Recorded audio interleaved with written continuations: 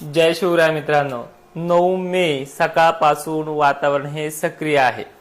दक्षिणेकडनं उत्तरेकडे जाण्याचा जो काही ट्रॅक जो आहे तो चेंजेस होऊन उत्तरेकडनं दक्षिणेकडे चाललाय। म्हणजे काही तासातच परभणी सारख्या ठिकाणी, नांदेड सारख्या ठिकाणी, त्याचबरोबर यवतमाळ सारख्या ठिकाणी पावसाचं आगमन हे सध्या सक्रिय असलेल्या वातावरणातून होणार आहे। नांदेडचा जो वातावरणात जो बदल आहे तो अजूनही वाढण्याची शक्यता आहे। आणि तुम्हालाही मागे पण सांगितले की जे काही हळद आहे, जे काही कांदा आहे ते झाकूनच ठेवा। 22 तारखेपर्यंत राज्यामध्ये वातावरण हे कमी होणार नाहीये। मराठवाडा आणि विदर्भ विशेष याच्यामध्ये रडारवरती असेल। आज जो काही ट्रॅक आहे, आज जी सिस्टम आहे ती संध्याकाळपर्यंत अनेक भाग, सांगली, सोलापूर देखील वातावरण रात्रीपर्यंत सक्रिय होईल। दुपारनंतर अमरावती, नागपूर, चंद्रपूर, गोंदिया, भंडारा, यवतमाळ सह किनवट सह अनेक भाग, पुसद, डिग्रज सह अनेक भाग याच्यामध्ये मेहकर, हिंगोली सुद्धा आहे। काही तासामध्ये हा वातावरणाचा प्रभाव वाढत जाईल। पाऊस सर्वदूर नसतो, पण सिस्टम 22 तारखेपर्यंत असल्यामुळे कुठल्या भागांना कोणत्या वेळी येईल हे सांगणं देखील कठीण आहे।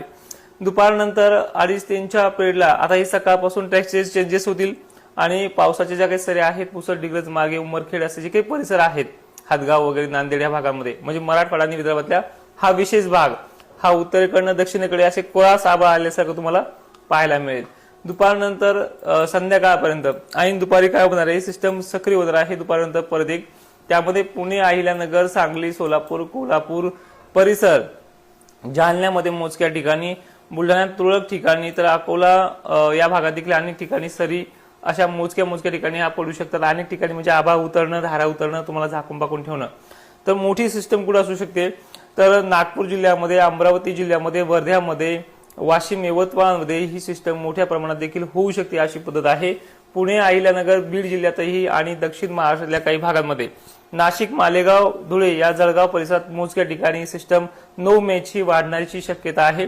आणि सर्वदूर हा पाऊस नाहीये, काही 2-4 नमुने आहेत ना, तुम्हाला सांगतोय वारंवार की सर्वदूर हा पाऊस सांगितलेला नाही। ही सिस्टम अशी आहे की ज्या शेतकऱ्यांचा शेतमाल जर अजून बाहेर असेल, कांदा असेल, सडत असेल, तर यांनी हे झाकून ठेवायचे अशी पद्धत आहे।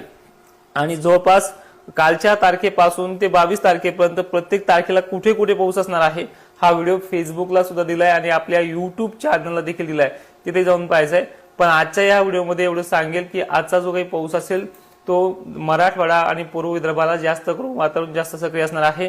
आणि संध्याकाळनंतर पश्चिम महाराष्ट्र, दक्षिण महाराष्ट्राला वातावरण हे भाग बदलत पद्धतीनं आजच्या 9 मेचं राहणार आहे। जय